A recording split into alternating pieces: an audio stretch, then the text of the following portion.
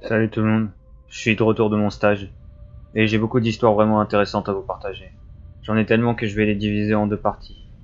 Ce poste étant la première, j'aimerais bien toutes les mettre d'un coup, mais je n'ai pas encore pu toutes les écrire. Il ne s'est rien passé d'extraordinaire durant le stage, juste un accident avec un débutant que j'ai trouvé intéressant. Puisqu'il me semble que vous attendiez avec impatience ces histoires, je vais enchaîner sans plus tarder. Je les relirai toutes aux personnes qui les ont racontées. Cadet est un vétéran qui est agent et salaire depuis environ 15 ans. Elle se spécialise dans les missions de sauvetage en haute montagne et est considérée comme une des meilleures dans son domaine. C'était une des plus enthousiastes à me raconter ses anecdotes et étant donné qu'on était ensemble dans beaucoup d'exercices, elle a fini par m'en transmettre 4 qui m'ont vraiment marqué. Elle m'a raconté la première lorsque je l'ai interrogée sur ses appels les plus traumatisants. Elle a secoué la tête et m'a dit que les appels tragiques arrivaient plus fréquemment en montagne puisque le risque d'accident grave est plus élevé. Il y a à peu près 5 ans, un des parcs où elle travaillait a connu une série de disparitions. C'était une mauvaise année, m'a-t-elle dit. Une des pires au niveau de la météo. Il tombait plus de 30 cm de neige tous les 2 jours et quelques alpinistes sont morts dans des avalanches. Ils avaient averti les gens de ne pas s'écarter des sentiers battus, mais bien sûr, il y en a toujours qui n'écoutent pas. Dans un cas en particulier, une famille entière avait été décimée parce que le père pensait mieux s'y connaître que les gardes forestiers et a emmené sa femme et ses enfants dans une zone à risque. Ils avaient des raquettes et autant que Cadet pouvait le supposer, il s'était aventuré sur un pan neigeux qui devait avoir l'air solide sans l'être réellement. Il a cédé sous leur poids et cette famille a dégringolé sur plus de 100 mètres. Ils ont atterri sur les rochers en bas et les parents sont morts sur le coup. Un des enfants a subi le même sort mais les deux autres ont survécu. Un s'en est sorti avec une jambe et des côtes cassées tandis que l'autre n'avait presque rien, à part quelques contusions et une cheville foulée. L'enfant sauf a laissé son frère pour aller chercher du secours. Cadet a dit qu'il n'avait pas fait 1 kilomètre avant qu'une tempête ne lui tombe dessus. L'enfant s'est arrêté et a essayé de se réchauffer, ou peut-être simplement de se reposer et a fini par mourir de froid. Cadet et ses collègues ont fini par retrouver la famille avec l'aide de témoins qui les avaient vus s'enfoncer dans la nature, et c'est elle qui a trouvé l'enfant mort de froid en cherchant du secours. Elle m'a dit qu'il avait commencé à neiger juste assez pour cacher l'horizon, mais pas au point de rendre les recherches impossibles.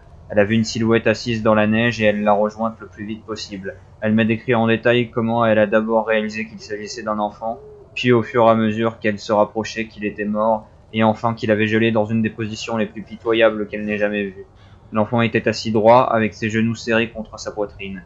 Il les entourait de ses bras et sa tête était enfouie dans son manteau. Lorsqu'elle a retiré le manteau pour voir son visage, elle a constaté qu'il était mort en pleurant. Son visage était déformé et des larmes avaient gelé sur ses joues. Elle a dit qu'il était affligeant de voir à quel point l'enfant était terrifié au moment de succomber à l'hypothermie, et en tant que mère, ça lui avait brisé le cœur. Elle m'a dit plusieurs fois combien elle espère que le père brûle en enfer en ce moment même. Une autre de ces histoires traumatisantes, qui m'a marqué, lui est arrivée alors qu'elle n'était encore qu'une novice. On avait signalé à son équipe qu'un alpiniste expérimenté n'était pas rentré chez lui la veille. Sa femme était convaincue que quelque chose de grave était arrivé parce qu'il rentrait toujours chez lui à l'heure. Ils sont partis à sa recherche et ont dû escalader ce qui semblait être des pans très ardus sur la montagne. Ils sont arrivés sur une zone relativement plate et Cadet a repéré du sang sur la neige. Elle a suivi la piste et a commencé à trouver des petits morceaux de chair. Elle n'était pas sûre de quelle partie du corps il pouvait provenir, mais plus elle progressait et plus il y en avait. Cette piste de sang et de chair l'amène à un endroit abrité, en contrebas d'un versant, et c'est là qu'elle trouvait l'alpiniste. Elle a dit qu'il y avait beaucoup de sang, bien plus qu'elle n'en avait jamais vu auparavant. Il gisait là, face contre terre, un bras tendu devant lui comme s'il était mort en rampant. En regardant de plus près, elle voit qu'il est en partie éviscéré, ce qui explique la provenance des morceaux de chair qu'elle a vus. Le type possède un pic à glace coincé dans un étui à sa hanche, couvert de sang. Ils ne pourront jamais savoir avec certitude ce qui s'est passé, bien entendu, mais elle m'a expliqué comment elle voyait les faits. Le gars essayait d'escalader la paroi jusqu'à la zone de place suivante, et il se servait d'un pic à glace pour grimper. Il est probablement tombé sur une aspérité friable et il a chuté. Dans sa chute ou au moment de l'atterrissage, il s'est empalé sur son pic, ce qui l'a éviscéré. Il s'est traîné au sol en semant des morceaux de lui-même et il est mort sous la falaise. Le gore ne la dérange pas tant que ça, mais je suppose que certaines personnes qui l'ont aidé à s'occuper du corps ont dû vomir lorsqu'elles l'ont retourné, qu'une bonne partie de ses intestins se sont déversés.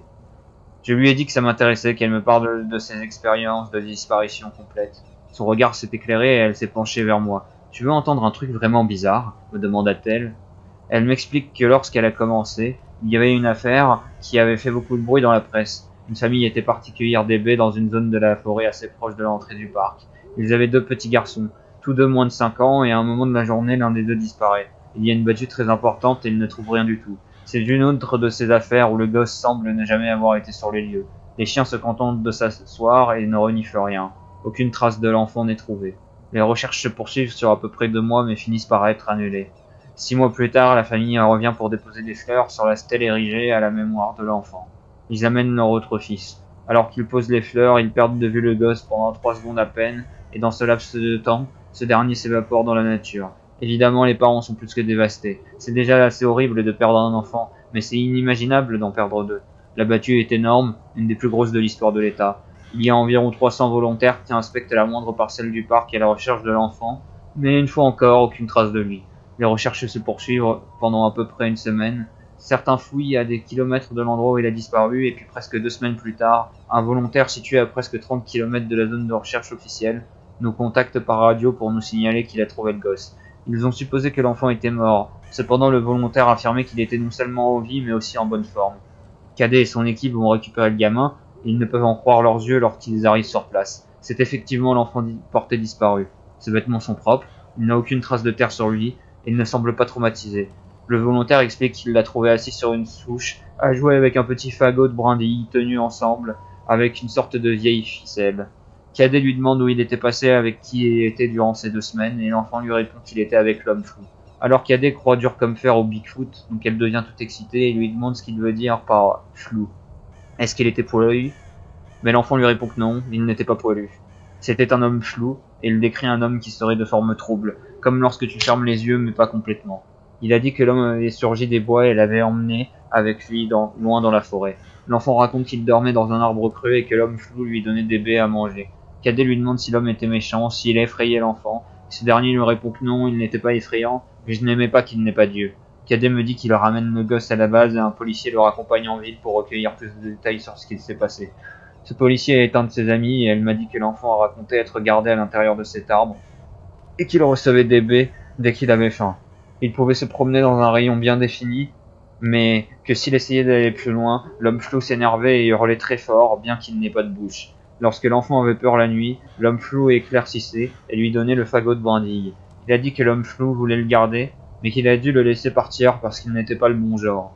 Il ne peut ou ne veut pas en dire plus que cela. Son témoignage a laissé les policiers perplexes et les recherches pour son frère ont été renouvelées sans résultat. Le gamin n'a aucune idée d'où son frère peut être et personne ne l'a retrouvé.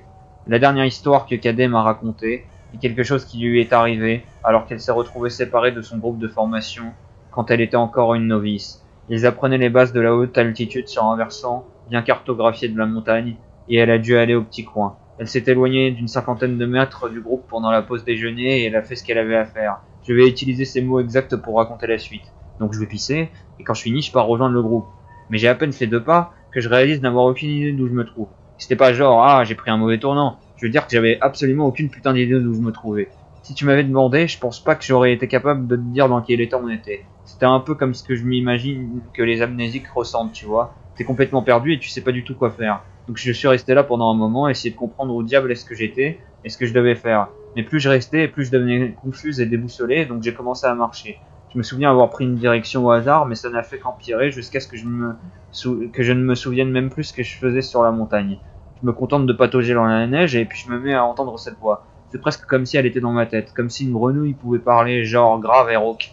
Et elle ne cesse de me répéter tout va bien, tu as simplement besoin de trouver quelque chose à manger. Trouve quelque chose à manger et tout ira bien. Contente-toi de continuer à marcher et trouve quelque chose à manger. Mange. Mange. Donc je commence à chercher quelque chose que je peux manger. Et je te jure que je n'ai jamais eu aussi faim de toute ma vie. C'était monstrueux. Et je pense que j'aurais avalé tout ce que tu aurais pu me mettre sous le nez. J'avais perdu la notion du temps. Je n'avais aucune idée du temps que j'avais passé dehors lorsque j'ai entendu une véritable voix se rapprocher de moi. Je vais dans sa direction et je tombe sur un autre agent SAR qui a l'air complètement effrayé. Il court vers moi en me demandant si je vais bien et ce que je fous ici. Et ce qui est flippant, c'est que pendant qu'il court vers moi, je me surprends à saisir mon couteau de chasse à ma ceinture. Je ne réfléchis même pas à ce que je fais. Tout ce que je sais à ce moment, c'est qu'il faut que je mange. Si je ne mange pas, je n'irai jamais bien à nouveau, donc je dois juste manger.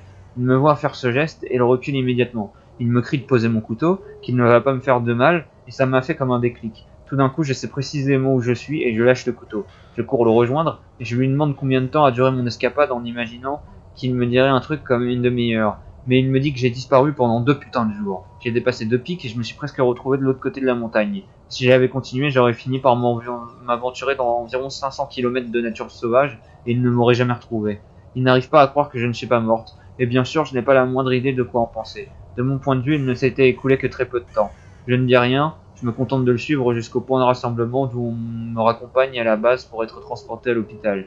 Une fois sur place, ils me font passer toutes sortes de tests afin d'essayer de comprendre ce qui s'est passé. Le plus probable, selon eux, est que j'ai eu une sorte d'état de fugue étrange, ce qui ressemble un peu à une amnésie ou à une attaque bizarre qui m'a retourné le cerveau. Mais la vérité est qu'on ne sait pas vraiment. Ça ne s'est jamais produit à nouveau, mais crois-moi, depuis, je ne reste jamais seul dehors. Les gens me charrient parce que je les force à m'accompagner quand je m'éloigne du groupe, mais je leur dis qu'il vaut mieux m'entendre pisser dans la neige que de me perdre dans les montagnes glacées pendant 2 putains de jours. EW, la personne suivante à qui j'ai parlé, est EW, un ancien instructeur qui travaille maintenant comme secouriste. Il participe toujours aux opérations comme celle-ci pour nous filer un coup de main, mais il ne travaille plus à plein temps. Il s'était spécialisé dans la recherche des enfants disparus. Il semblait avoir un sixième sens pour deviner où ils étaient allés. C'est une légende parmi les plus vieux vétérans, mais ça le gêne qu'on parle de lui ainsi et qu'on le complimente sur son travail. Il s'est assis avec moi un soir lors du dîner et on a fini par s'échanger des histoires. La plupart étaient assez banales, mais quand on en est venu à nos appels les plus bizarres, je lui ai parlé de mon ami qui était monté sur des escaliers. Il est devenu silencieux et m'a demandé si j'avais entendu parler de ce petit garçon qui avait disparu de son parc il y a quelques années. Je n'étais pas au courant, donc il m'a raconté cette histoire. Ils étaient dehors à la recherche de ce garçon de 7 ans, Joey, qui avait disparu près d'une rivière. Bien entendu, la première hypothèse était qu'il était tombé et s'était noyé, mais lorsqu'ils ont amené des chiens, ces derniers ont mené les agents SAR loin de la rivière, vers une des parties les plus denses de la forêt. Quand on recherche des gens, on le fait selon un modèle de quadrillage et on fouille chaque carré de fond en comble. Ce que l'équipe de W a tout de suite remarqué était que le modèle qui se dessinait était très inhabituel.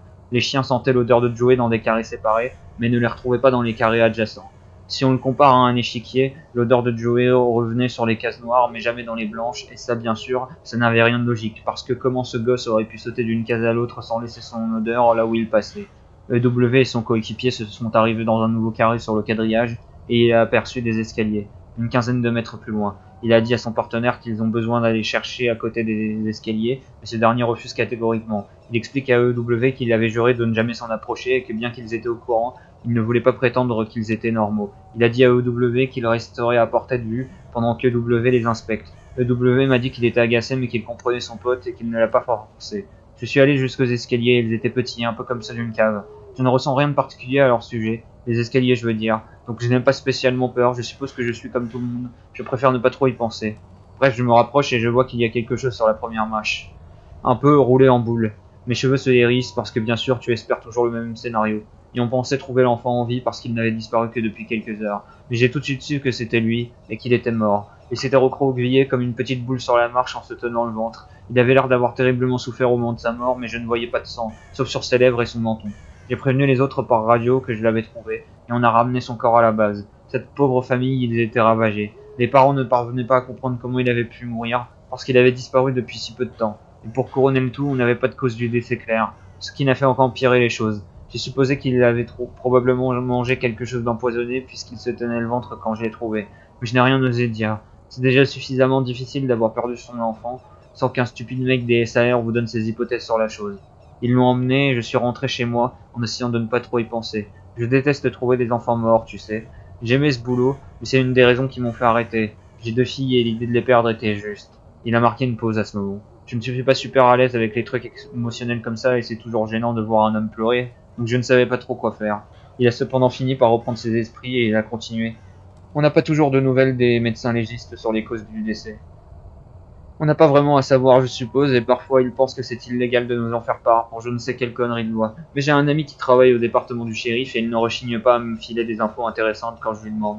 Dans ce cas, toutefois, c'est lui qui m'a appelé environ une semaine plus tard. Il me demande si je me souviens de mon enfance, c'est bien sûr le cas, et il dit qu'il se passe des choses vraiment étranges. Il me dit hey, W, mec, tu vas penser que je suis dingue, mais le légiste a aucune idée de ce qui a pu arriver à ce gosse, il n'a jamais rien vu de pareil. Il a continué en m'expliquant que le médecin n'arrivait pas à croire ce qu'il avait vu en ouvrant l'enfant. Les organes du petit étaient comme du gruyère. Il y avait des trous très propres de la taille d'une pièce de monnaie dans chacun d'entre eux, à part son cœur et ses poumons. Mais son côlon, son estomac, ses reins et même un de ses testicules étaient bourrés de ces trous nets. Mon ami a dit que le légiste l'avait décrit comme si quelqu'un avait pris une perforatrice et avait tout perforé, tellement ils étaient propres. Mais l'enfant n'avait pas une égratignure sur lui, aucune blessure d'entrée ou de sortie, ce qui se rapprochait le plus de ça était le gars qui s'était rempli de chevrotines en nettoyant son fusil l'année dernière. Personne n'avait la moindre idée de ce qui avait pu être à l'origine de cet état.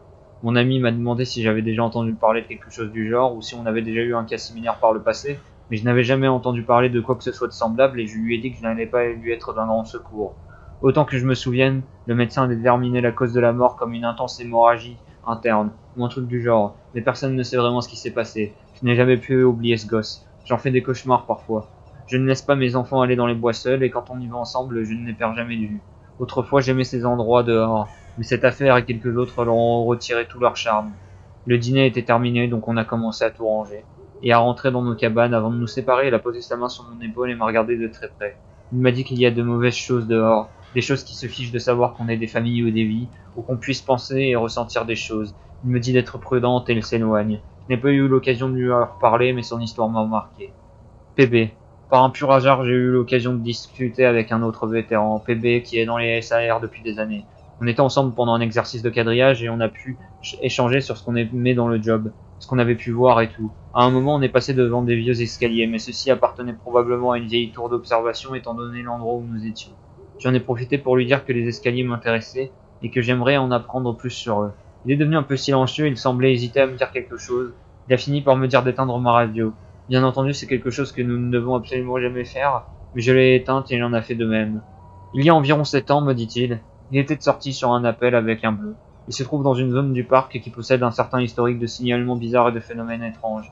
Des disparitions, des histoires à propos de lumière dans les bois, des bruits inhabituels, ce genre de choses.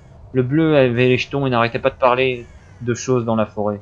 D'après PB, il ne cessait pas de parler du Gottman, sans arrêt. Gottman ceci, Gottman cela. J'ai fini par lui dire qu'il y avait plein d'autres choses effrayantes dehors qui étaient réelles et qu'il ferait mieux d'oublier ces histoires de Gottman. Le novice voulait savoir de quoi je parlais et je lui ai dit de juste la fermer et de continuer à marcher. On a franchi une petite crête et il y avait des escaliers à une dizaine de mètres de nous. Le bleu s'arrête et est resté planté à les fixer. Je lui dis, tu vois, ça c'est quelque chose dont tu devrais avoir peur. Il me demande ce que fout ce truc ici et je sais pas trop pourquoi je lui dis la vérité. Ou du moins ce qu'on m'avait dit être la vérité. J'aurais pu avoir beaucoup d'ennuis pour avoir fait cela et je pourrais encore en avoir beaucoup en te le répétant. Mais tu es une gentille fille et je veux que tu arrêtes de t'y intéresser tant que tu le peux. Donc je vais te dire ce que je sais, à condition que tu n'en souffles jamais un mot au patron. Je lui ai répondu que je ne dirais rien, et il vérifia à nouveau que nos radios sont éteintes. Quand j'ai commencé, il y avait moins de secrets à leur sujet, comme pour tout ce qui se passait là dehors. On prévenait les gens avant même qu'ils ne soient embauchés qu'il se passait des choses étranges. J'imagine que le service des forêts en a eu marre du taux de démission et qu'il voulait que les gens sachent dans quoi ils s'engageaient. Donc ils ont commencé à faire signer ces contrats aux gens, les empêchant de raconter à la presse ce qu'ils allaient voir dans leur métier. Le SF ne voulait pas effrayer les populations, donc la dernière chose dont ils avaient besoin était des novices se précipitant aux journaux avec des histoires de fantômes et d'escaliers hantés. Mais finalement ces contrats se sont révélés inutiles. Non seulement les gens ne voulaient pas parler de ce qu'ils avaient vu, mais ils ne pouvaient pas. La presse a essayé de les interroger quelquefois quand des enfants ou des randonneurs disparaissaient, et personne n'a rien dit. Je n'arrive pas vraiment à expliquer. J'imagine qu'on ne voulait pas vraiment admettre que les choses allaient mal. C'est notre travail de parcourir les bois toutes les journées. On n'a pas besoin d'avoir la frousse, et le meilleur moyen d'éviter ça, c'est de prétendre que tout va bien. Donc je vais te dire tout ce qui me vient à l'esprit, et après ça je n'en reparlerai plus jamais, et n'aborde jamais le sujet quand je suis là. Les escaliers sont aussi vieux que le parc. On a des archives qui remontent à des dizaines d'années où ils y sont décrits. Parfois les gens les montent et rien ne se passe, mais parfois, écoute, je n'aime pas vraiment en parler, mais parfois des choses vraiment terribles arrivent. J'ai vu un gars avoir sa main tranchée nette lorsqu'il a posé le pied sur la seconde marche. Il a voulu attraper une branche et s'est allé si vite. En un instant, sa main n'était plus là. Une plaie totalement nette. On ne l'a pas retrouvé, le gars a failli en crever. Une autre fois, une femme a touché des escaliers et un vaisseau sanguin dans son cerveau a explosé. Littéralement explosé comme une bombe à eau. Elle a titubé vers moi et tout ce qu'elle a pu dire était « Je crois que quelque chose ne va pas ». Elle s'est effondrée comme un sac de farine, morte avant de toucher le sol. Je n'oublierai jamais comment le sang s'infiltrait à l'intérieur de son œil. Avant qu'elle ne meure, je l'ai vu devenir rouge. Je l'ai vu et il n'y a rien que je ne pouvais faire pour l'aider. On a averti les gens de ne pas s'approcher d'eux, mais il y a toujours au moins un imbécile pour le faire. Et même s'il ne leur arrive rien à eux, quelque chose de mauvais arrive toujours. Des gosses disparaissent alors qu'on est sur leur piste. Quelqu'un meurt le lendemain coupé en deux dans une zone entièrement sécurisée du parc. Je ne sais pas pourquoi, mais il se passe toujours quelque chose de mauvais. Je ne sais pas vraiment pourquoi ils sont là, mais ça n'a pas d'importance. Ils y sont, et si on était intelligent, on dirait au nouveau exactement de quoi ils sont capables. Nous sommes restés tous les deux silencieux pendant un petit moment. Je n'osais pas parler parce que je n'étais pas certaine qu'il avait fini. Il avait l'air de vouloir dire quelque chose d'autre, il a fini par reprendre la parole. Tu as déjà remarqué comment on ne trouve jamais le même deux fois? J'ai acquiescé, en pensant qu'il allait poursuivre. mais il est juste resté silencieux en marchant avec moi. Et il a fini par me raconter une histoire sur le plus gros cerf qu'il avait vu dans le parc. Je n'ai pas abordé le sujet à nouveau, et je ne lui ai pas demandé d'autres histoires. Il est parti du stage le lendemain. Apparemment, il est parti avant le lever du soleil en prétextant qu'il était malade. Personne n'a entendu parler de lui depuis. Je vais m'arrêter pour le moment, j'essaierai de poster la partie suivante dans les jours à venir. Mais vu que c'est la fin de l'été, on est assez occupé. Merci pour votre intérêt constant les gars. Vous avez vraiment éveillé cette curiosité en moi que j'ignorais avoir. Finalement, je suis revenu pour ne faire, et j'en suis désolé, pour ne faire qu'une courte mise à jour à cette fois-ci les gars. C'est un peu la folie ici depuis quelques temps et je ne suis pas sûr de la fréquence de mes prochains messages. Je suis très reconnaissant du soutien que vous me portez et bien que je n'ai pas beaucoup d'histoires à vous partager, je serais très intéressé de voir ce que vous en pensez tous. Un pompier qui nous aidait pendant notre stage d'entraînement m'a parlé d'un appel qu'il avait reçu. Apparemment pour aller secourir un enfant sur un arbre absolument énorme. Il a dit qu'on ne lui a pas donné beaucoup de détails. Seulement qu'on avait besoin qu'il vienne pour apporter son aide, car il n'y avait pas d'équipement adéquat.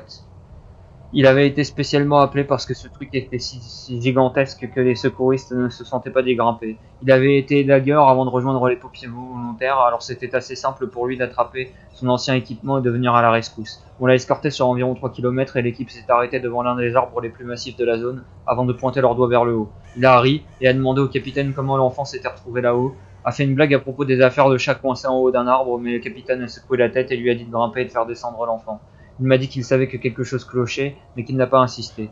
Il m'a raconté que pendant son ascension sur l'arbre, il a commencé à se demander s'il n'était pas en train de se payer sa tête. Le gamin n'aurait jamais pu escalader ce putain de truc. Il était énorme à sa base, mais arrivé à environ à la moitié, il devenait de plus en plus étroit et j'ai failli faire marche arrière quelques fois parce que je doutais vraiment qu'il puisse soutenir mon poids. Mais il a dit qu'il a continué quand même. Et alors qu'il était presque arrivé au sommet, il a aperçu un truc bleu dans les branches. J'ai vu le t-shirt du gosse comme coincé dans une branche. Je l'ai appelé et lui ai dit de s'approcher s'il le pouvait, mais il n'a pas répondu. J'ai continué d'avancer en l'appelant par son prénom, en lui disant de ne pas être effrayé, que j'étais là pour l'aider. Quand je l'ai atteint, j'ai compris qu'il ne risquait pas de me répondre. Je l'ai trouvé, ou plutôt ce qui restait de lui, retenu par un embranchement dans les branches, et le fait qu'il était là-haut était totalement un coup de chance. S'il était tombé de n'importe quelle autre manière, il se serait écrasé au sol. Ça n'aurait rien changé de toute façon, car l'enfant était mort bien avant de se retrouver perché sur cet arbre. Je ne sais pas qui l'a foutu là-haut, ou comment ou pourquoi, mais c'était carrément glauque. Ses intestins étaient ressortis par sa bouche et pendaient dans les branches. La manière dont ils étaient suspendus, ça rappelait un putain d'arbre de Noël, mais un qui aurait été décoré par un malade mental. J'ai regardé d'un peu plus près, et j'ai vu qu'ils étaient aussi sortis de l'autre côté. Ses tripes pendaient depuis l'arrière de son pantalon. Ses yeux n'étaient plus là, probablement expulsés par la force, quelle qu'elle soit, qui l'avait fait éclater comme un popcorn. T'as déjà vu un corps qui restait dans l'eau pendant un bon moment? Comment leur langue a gonflé et ressort? La sienne était comme ça. Je me rappelle parce qu'il y avait des mouches qui grouillaient dessus. Je pense que j'étais en état de choc parce que bordel, j'ai juste poussé le gamin avec un bâton que j'avais arraché d'une branche. Je lui ai juste donné des petits coups jusqu'à ce qu'il tombe. Je ne sais pas pourquoi j'ai fait ça. J'ai presque perdu mon job à cause de ça, mais bon sang, la simple idée de transporter ce gosse sur mon épaule jusqu'au sol, de rassembler ses tripes et de les enrouler autour de moi comme une corde pour qu'il ne s'accroche nulle part, je ne pouvais pas. J'ai vu beaucoup d'enfants morts, plus que ce que je n'avouerai jamais. J'ai vu un gamin caché dans une baignoire remplie pendant un incendie. Ça l'a cuit vivant et ça l'a littéralement transformé en soupe. Mais ça, je ne sais pas ce qui a fait ça, mais l'idée de toucher le corps de cet enfant m'a donné l'impression que j'allais perdre la tête.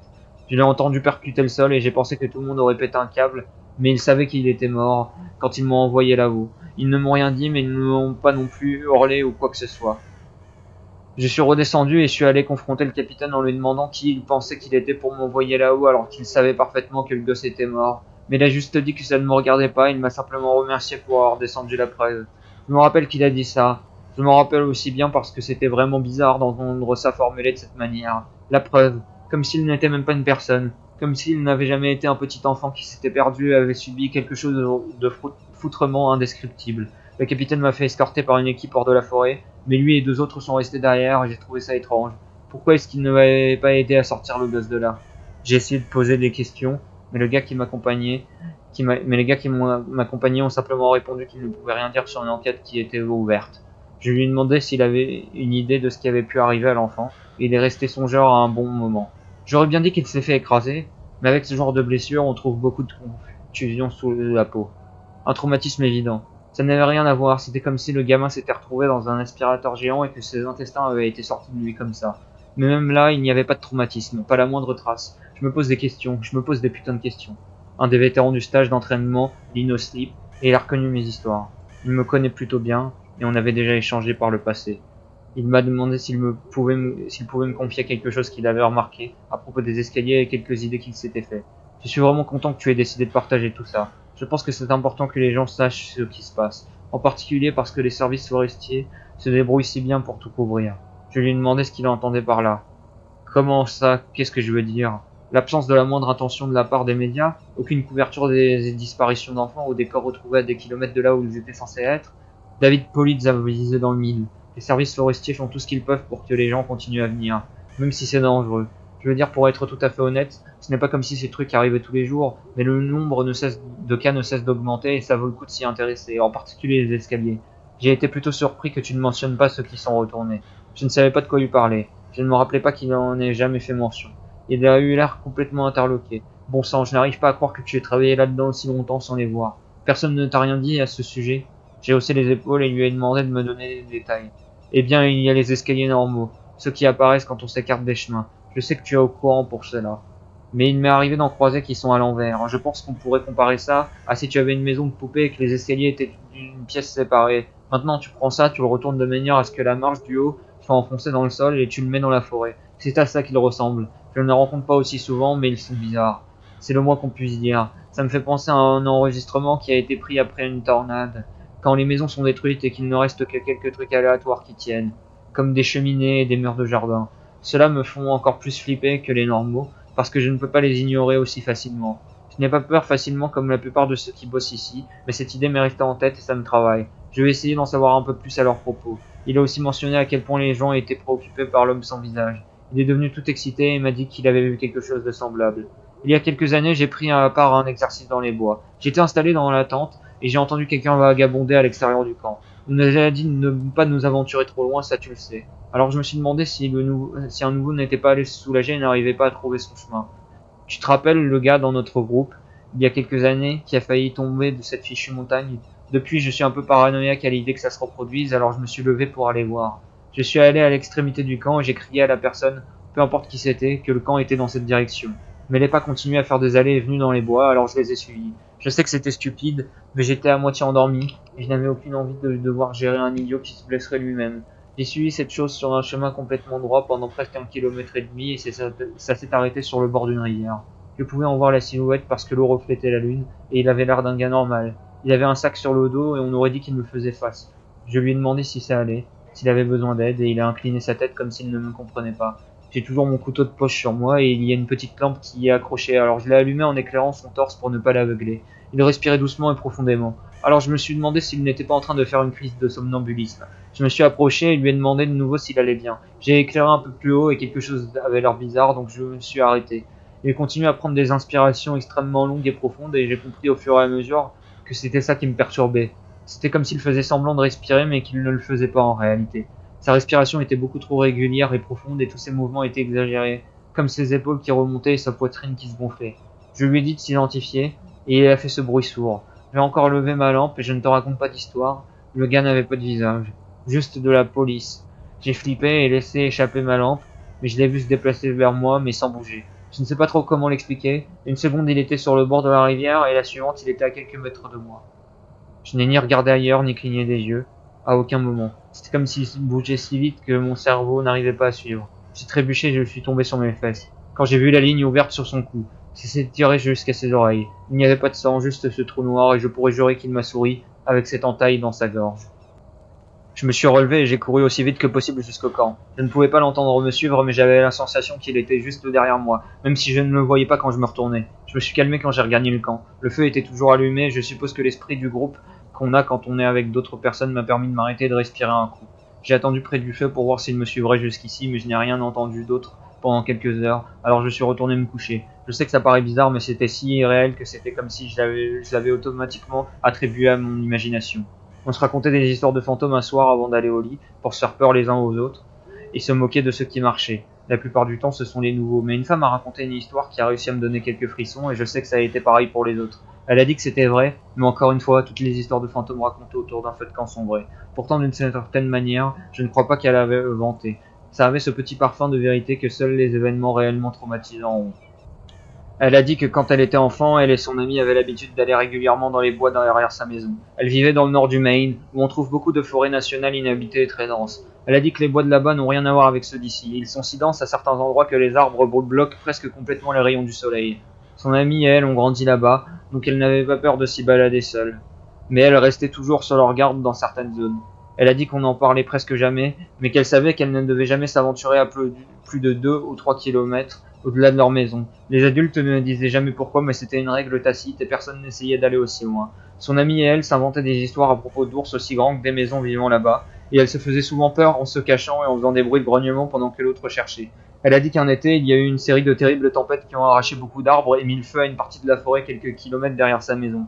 Les équipes de pompiers ont réussi à garder l'incendie sous contrôle, mais elle a dit que certains sont revenus pas exactement pareils. C'était comme s'ils avaient fait la guerre. On pouvait facilement dire qu'ils avaient réellement été effrayés, car ils avaient le même regard. Je crois que ça s'appelle le syndrome de l'obusite. Mon ami et moi disions qu'ils étaient comme des morts qui marchaient. Ils ne souriaient ou ne parlaient pas si on allait les voir et la plupart ont quitté la ville dès que tout a été terminé. J'ai questionné mes parents à ce propos, mais ils ont dit qu'ils ne savaient pas de quoi je parlais. Quand les bois ont été déclarés sûrs de nouveau, mon ami et moi avons décidé d'essayer de faire une randonnée jusqu'à l'endroit où le feu s'était déclaré. Nous n'avons pas dit à nos parents où nous allions, et c'était plutôt excitant de se dire qu'on leur désobéissait comme ça. On s'est frayé un chemin sur environ 3 km et on a commencé à voir des arbres brûlés et d'autres trucs. Je me rappelle que mon ami a été vraiment chamboulé parce qu'on a trouvé le squelette d'un cerf roulé en boule sous un arbre. Et j'ai presque dû la tirer en arrière. Elle voulait l'enterrer mais je ne voulais pas qu'elle y touche parce que ces bois étaient bizarres. Je ne me rappelle pas pourquoi, je me rappelle juste avoir pensé qu'il y avait quelque chose qui clochait avec eux et que je ne voulais pas qu'elle ou moi nous en approchions. Plus nous allions loin, plus ce qui nous entourait était brûlé. Au bout d'un moment, il n'y avait plus d'arbres debout et ça donnait l'impression d'être sur une autre planète. Presque rien de vert, juste du marron et du noir partout. On était plantés là, en train de regarder tout ça quand on a entendu quelqu'un crier. J'ai paniqué car j'avais cru que c'était mon père et qu'il allait me dire que j'étais puni. Mon amie m'a lâché et est partie se cacher derrière un gros rocher parce qu'elle a dit qu'elle ne voulait pas qu'on la trouve ici. Ses parents lui avaient interdit d'aller dans les bois tout court et elle avait menti en disant qu'on allait regarder un film. Je l'ai suivi et on a continué à écouter. Je pouvais entendre que la voix s'approchait et j'ai réalisé que c'était des appels à l'aide. J'ai pensé que c'était peut-être un randonneur qui s'était perdu et qui avait besoin qu'on le raccompagne en ville. Ça arrivait tout le temps alors j'avais l'habitude d'aider les gens à repartir. J'ai entendu qu'il suivait ma voix, donc j'ai continué à l'appeler jusqu'à ce que je le voie courir au loin. Il s'est approché et j'ai pu voir que son visage était tout rouge. J'ai dit à mon amie de me donner son sac parce qu'elle avait un kit de premier secours. Elle a fait un bruit comme si elle était écœurée et m'a demandé si j'avais vu son visage. Je lui ai dit de se taire et trottiné à la rencontre de l'homme. Je me suis arrêté presque à mi-chemin et quand il s'est arrêté, je pouvais voir que son nez, ses lèvres et une partie de son front avaient disparu. C'était comme si on les avait découpés nettement. Il saignait abondamment et j'ai vu que les genoux de son pantalon étaient aussi rouges. J'ai fait un pas en arrière, mais j'avais trop peur pour pouvoir beaucoup bouger et il a attrapé mes épaules. J'ai eu l'impression de recevoir un choc électrique et il a brusquement reculé. Il a commencé à bredouiller et je n'arrivais pas à comprendre ce qu'il disait, à part qu'il demandait depuis combien de temps il était parti. Il m'a demandé où était son unité, mais j'ai simplement secoué la tête. Il m'a regardé de haut en bas, puis il a vu mon Walkman et s'est mis à crier. Il continuait de bredouiller et de toucher son visage, et j'ai réalisé qu'il ne portait pas les bons vêtements. Il avait une sorte de veste grise, en tissu et presque un pantalon de cérémonie, et la veste avait des boutons bizarres et des bordures rouges. J'ai continué à secouer la tête et lui ai dit que je ne comprenais pas ce qu'il racontait. Je suis allé ouvrir le kit de premier secours, mais il a encore crié et a dit la seule chose que j'ai vraiment compris. Ne me touchez pas! Vous n'allez pas m'y faire retourner. Après ça, il s'est enfui.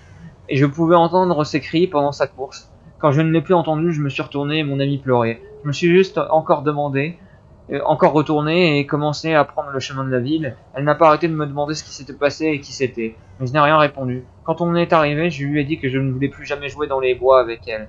Nous sommes toujours amis, mais on ne parle jamais de cet homme, jamais. Je ferai une autre mise à jour dès que je pourrai. Je suis très contente que vous continuez à me soutenir.